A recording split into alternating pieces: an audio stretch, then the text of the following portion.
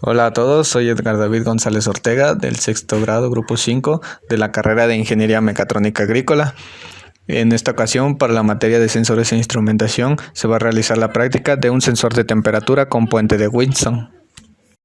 El puente de Wheatstone es un circuito formado generalmente por 4 resistencias a modo de 2 divisores de tensión, de manera que 3 de ellas son conocidas y una cuyo valor es desconocido o varía en función de determinados factores, temperatura, luz, etc.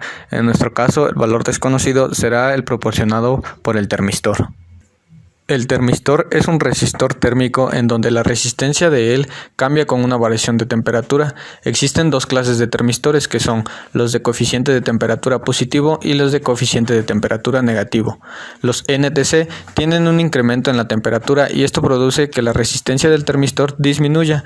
En los termistores PTC, un incremento en la temperatura produce que la resistencia del termistor se incremente. Para esta práctica utilizaremos un termistor NTC. Vamos a utilizar un potenciómetro de 100 kΩ, 2 resistencias de 10 kΩ, un termistor con código número 103 de 10 kΩ, cable y un multímetro para determinar la variación del voltaje. Además del material mencionado, se utilizará cables DuPont y un Arduino. Ahora la conexión se debe realizar de acuerdo al diagrama mostrado. Se debe de alimentar a 9 volts. Las 2 resistencias de 10 kΩ se deben unir en uno de sus extremos. Una de ellas va conectado al pin izquierdo del potenciómetro.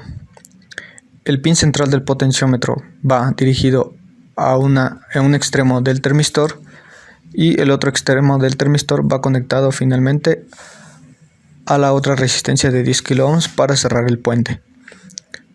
El pin derecho del potenciómetro nos ayudará a identificar la variación de voltaje conforme se le aplica un cambio de temperatura al termistor. Una vez explicado el circuito, procedemos a realizar la conexión. Alimentamos con 9 volts nuestro circuito, conectamos las 2 resistencias de 10 kΩ, el potenciómetro y el termistor. Además de ello, vamos a conectar el multímetro para ver cómo varía el voltaje conforme se le aplica un cambio de temperatura al termistor. Lo primero que hay que hacer es equilibrar el circuito. Observamos que el multímetro nos da un voltaje de 1.15. Se debe equilibrar el circuito a que quede en 0 volts.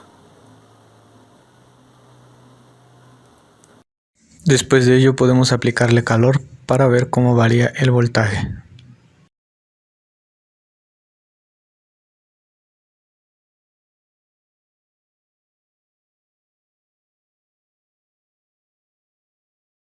Y observamos que al aplicarle calor al termistor, la resistencia del termistor disminuye, provocando que haya mayor flujo de corriente. Y esto se ve en el voltímetro, ya que el voltaje va aumentando. Ahora, si deseamos mostrar los valores de la temperatura en grados Celsius, podemos aplicar la siguiente ecuación. La ecuación 1 nos representa la curva característica del termistor, la ecuación 2 es el despeje para obtener la temperatura y la ecuación 3 nos permite saber el voltaje de salida.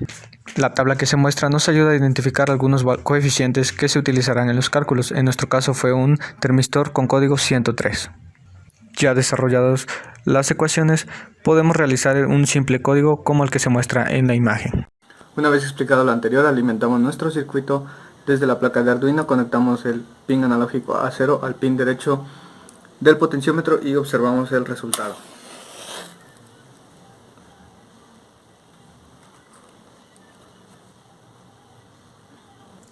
Al ocupar un termistor NTC se observó que si se le aplicaba calor, la resistencia del termistor disminuía provocando el desequilibrio del puente de Wheatstone y tal efecto se reflejó en el multímetro. Se pudo desarrollar un cálculo y un programa para mostrar la temperatura en grados Celsius y como se ve en la gráfica de un inicio, el termistor estaba a la temperatura del ambiente y conforme se aplicaba calor, este aumentaba.